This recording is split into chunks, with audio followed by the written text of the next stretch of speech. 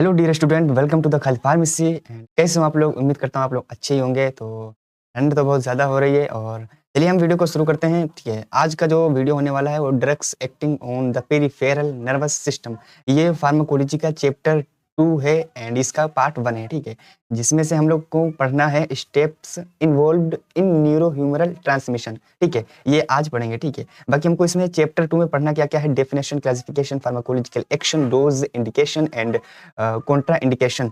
ठीक है, ये नहीं पढ़ना है, मतलब ये बोल रहा है कि ये पढ़ना थोड़ी है, ये हमको डेफिनेशन क्लासिफिकेशन ये पढ़ना नहीं है।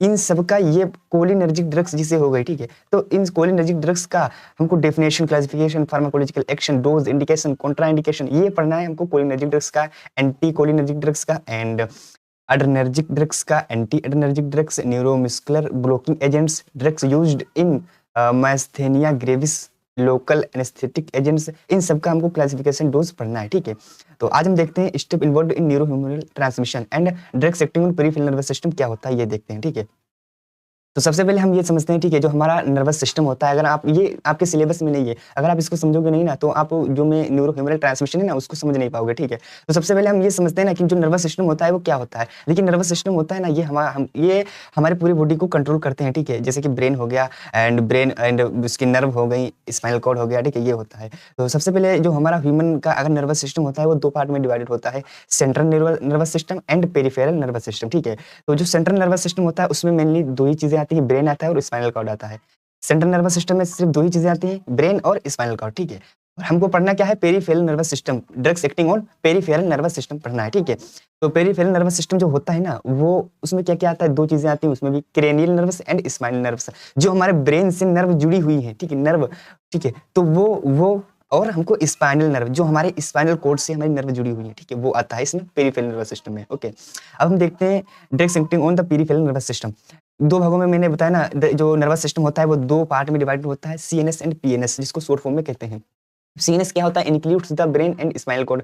हाँ बिल्कुल, सीएनएस में ब्रेन एंड स्पाइनल कॉर्ड आता है, ये आपके सिलेबस में नहीं है। ठीक है, एंड पीएनएस क्या होता है? It consist of the nerves branch out from the brain and spinal cord. ठीक है, ये क्या होता है? ये नर्व ब्रांच से बना हुआ होता है, कंसिस्ट होता है मतलब from brain and spinal cord से बाहर, मतलब ब्रेन और स्पाइनल कॉर्ड को छोड़ के। ठीक है, this nerve from the communication network between the CNS and body parts।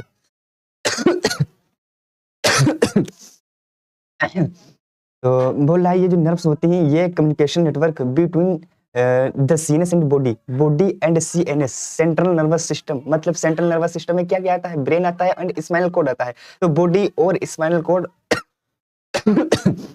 Sorry, तो बॉडी और जो सीएनएस होता है उसके बीच एक कम्युनिकेशन नेटवर्क बनाता है। ठीक है, ये जो नर्व्स होती हैं। ओके, अब जो पीएनएस होता है वो पेरिफेरल नर्वस सिस्टम होता है, उसमें आता क्या क्या है? नर्व्स आती हैं जो स्पाइनल कॉर्ड से जुड़ी हुई होती हैं, या फिर ब्रेन आती है जो कि ब्रेन से जुड़ी हुई होती है, नर्व होती है। ठीक है, अब ये पीएनएस भी 2 पार्ट में डिवाइडेड होता है: सोमैटिक नर्वस सिस्टम, एक होता है ऑटोनोमिक नर्वस सिस्टम। ठीक है, तो सोमैटिक नर्वस सिस्टम क्या होता है? It is a part of penis and associated with the voluntary control of body movement via skeletal muscles। ठीक है, ये क्या होता है? ये पीएनएस, पेरिफेरल नर्वस सिस्टम का एक पार्ट होता है जो कि voluntary control of the body, मतलब बॉडी को वॉलंटरी कंट्रोल करता है। ठीक है, जैसे कि हम हाथ को अपने हिला रहे हैं। ठीक है, ये मेरा हैंड है। ठीक है, इसको हम हिला रहे हैं। ठीक है, तो इसको हिला रहे हैं। ठीक है, तो क्या होता है ना हम अपनी मर्जी से, मतलब अपनी इच्छा से हम हिला रहे हैं ना, हम चाह रहे हैं। ठीक है, तो हमने हिला लिया, अपनी इच्छा से हिलाया ना, तो क्या होगा? ये वॉलंटरी कंट्रोल। ठीक है, जैसे कि स्केलेटल मसल्स होगी, sensory and motor neurons found in it. अब देखिए, सेंसरी एंड मोटर न्यूरॉन्स क्या होते हैं? सेंसरी मतलब हमने कहा कि यार यहाँ पे हमारी चोट लग गई हमारी उंगलियों में। ठीक है, तो जब हमारी उंगलियों में चोट लगी तो यहाँ से हमको पता कैसे चला? यहाँ से जो नर्व्स जुड़ी हुई हैं ब्रेन से, यहाँ उनमें खटाखट मतलब मैसेज गया, जाते रहा और ब्रेन तक पहुंच गया। अब जो ब्रेन तक जो हमारा न्यूरॉन्स लेके गया है मैसेज, उसको कहेंगे सेंसरी न्यूरॉन। ठीक है, और जो फिर ब्रेन से हमको ब्रेन कहता है वहां से हटा लो या कुछ भी कर लो, तो ये कौन कहता है? वहां से जो मैसेज लाता है ना वो मोटर न्यूरॉन्स होता है। ठीक है, अब हम देखते हैं ऑटोनोमिक नर्वस सिस्टम क्या होता है। It is a part of PNS also, ये भी एक पीएनएस का पार्ट है एंड एसोसिएटेड विद इनवॉलंटरी, ये इनवॉलंटरी है, ठीक है। जो कि सोमैटिक होता है वो वॉलंटरी होता है एंड ऑटोनोमिक नर्वस सिस्टम होता है ये एक इनवॉलंटरी होता है। इसमें हम अपनी इच्छा से कुछ भी नहीं कर सकते। जैसे कि हार्ट को हम ना ही उसको हार्ट जो होता है उसको हम धड़कना बंद नहीं करा सकते, या फिर डाइजेशन होता है उसको हम बंद करा सकते, नहीं करा सकते ना, या ब्लड प्रेशर हो गया है, तो ये क्या होती है इनवॉलंटरी है, ठीक है। अपने बस में नहीं है ये सब कुछ। सबसे पहले उससे पहले देखने से पहले हम ये देखते हैं कि जो नर्व्स होते हैं उसके पार्ट क्या होते हैं, ठीक है।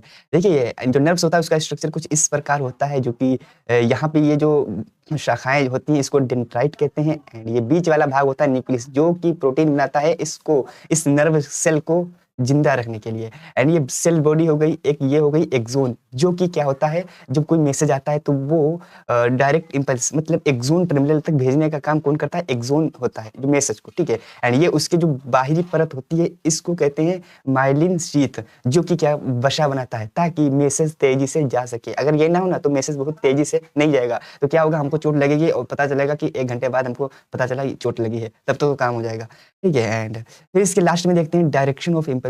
यहाँ पे ये जो है नीचे की तरफ ये जो शाखाएं फैली हुई हैं ये है एक्सोन टर्मिनल एंड ये है सिनेप्सिस, इसके लास्ट वाला जो होता है वो होता है सिनेप्सिस, ठीक है। अब हम देखते हैं न्यूरोट्रांसमीटर्स क्या होता है। This are specific chemicals allowing communication between nerve cell and effector cell और ऑर्गेन्स। ये एक स्पेसिफिक केमिकल्स होते हैं, ठीक है, जो कि अलाउ करते हैं कम्युनिकेशन बिटवीन नर्व, जो नर्व होते हैं, नर्व सेल होते हैं एंड इफेक्टर सेल जो होते हैं या ऑर्गेन हो गए, ठीक है, उनके बीच एक कम्युनिकेशन अलाउ करता है, ठीक है। Step involve in neurohumoral transmission, ठीक है। तो सबसे पहले हम इस स्ट्रक्चर के माध्यम से हम देखते हैं कि क्या होता है स्टेप इन्वॉल्व न्यूरोह्यूमरल ट्रांसमिशन क्या होता है, ठीक है। तो देखिए यहाँ पे स्ट्रक्चर में देख सकते हो ये जो थैली ये भरी हुई है ये मेसेज से भरी हुई है, ठीक है। एंड ये एक नर्व सेल है, ठीक है। ये भी एक नर्व सेल है, एक ये भी नर्व सेल है, ठीक है। इसके बीच में जो गैप होता है इसको कहते हैं सिनेप्टिक क्लेफ्ट। क्या कहते हैं, सिनेप्टिक क्लेफ्ट। एंड यहाँ से देखिए क्या होता है ना, जब यहाँ से कोई मैसेज आया, ठीक है, मतलब यहाँ से कोई मैसेज आया, ठीक है, ये मान के चलो कोई भी वो है 1 सेकंड, ठीक है, ये मान के चलो हमारा स्पाइनल कॉर्ड है, ठीक है, ये हमारा स्पाइनल कॉर्ड है और यहाँ से मैसेज कोई आया, ठीक है, यहाँ से मैसेज आया कोई, ठीक है। तो यहाँ पे सबसे पहले क्या है, ये अंदर जाएगा, ठीक है, मैसेज अंदर जाएगा, यहाँ पे एक एक्शन पोटेंशियल जनरेट होगा। क्या होगा, एक्शन पोटेंशियल जनरेट होगा, ठीक है। जैसा कि देख सकते हो क्या होगा, सबसे पहले क्या होगा, of initiation of an action potential and axonal conduction, ठीक है। तो यहाँ पे एक एक्शन पोटेंशियल जनरेट होगा, उसके लिए फिर क्या होगा, उसके बाद वो एक इलेक्ट्रिक इम्पल्स, क्या एक इलेक्ट्रिक इम्पल्स पैदा होगा, ठीक है। वो क्या होगा, एक इम्पल्स होगा, ओके। तो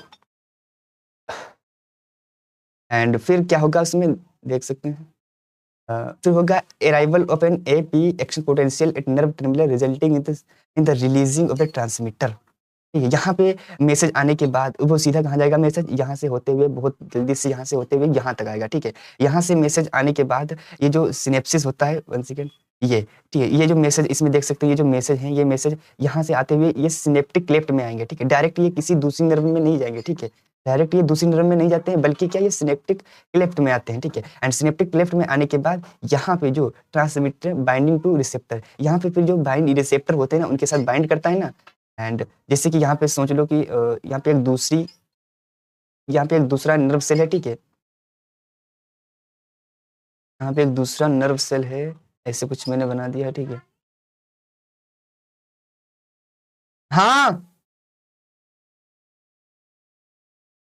ठीक है, तो या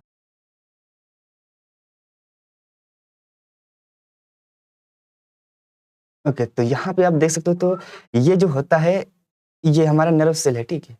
तो एक ये भी नर्व सेल है एंड ये इसके अब ये डेंड्राइट्स समझ लो, ठीक है। ये एक क्या हो गई, ये बॉडी हो गई, न्यूक्लियस हो गया, ये एक न्यूक्लियस हो गया, ठीक है। तो ये वाला ये बिल्कुल जुड़ा नहीं होता है। मान के चलो यहाँ से एक्शन पोटेंशियल जनरेट हुआ, ठीक है, जैसे मैसेज आता है एक्शन पोटेंशियल जनरेट होता है एंड फिर उसके बाद क्या होता है, कैल्शियम जो होता है, जो सोडियम होता है वो बहुत बाहर निकल जाता है और कैल्शियम पे एक चार्ज आ जाता है, जिससे कि एक इलेक्ट्रिक इम्पल्स चार्ज होता है, ठीक है। वो फिर यहाँ से मैसेज को लेके आता है यहाँ तक एंड फिर यहाँ से आने के बाद डायरेक्ट किसी दूसरी नर्व सेल में नहीं जाता है।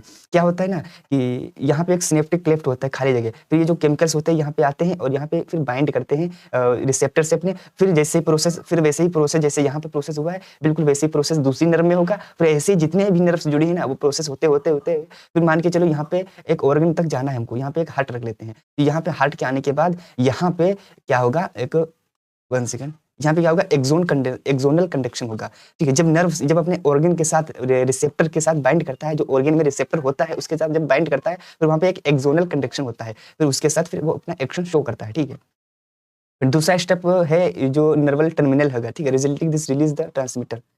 ओके, अब हमारा थर्ड क्या है, events at the synaptic left and post junctional sites, ठीक है। तो क्या होता है फिर हमारा जो सिनेप्टिक लेफ्ट होता है एंड पोस्ट जंक्शन साइट्स, वो वही बोल रहा है ना, हमारा जो सिनेप्टिक लेफ्ट होता है, ठीक है, तो ये क्या करता है, उसके साथ बाइंड करता है पोस्ट इलेक्ट्रिक के साथ, ठीक है, पोस्ट जंक्शनल साइट के साथ। ये देखो, ये वाला पोस्ट है, ये वाला प्री, ठीक है, तो इसके साथ क्या करता है, बाइंड करता है।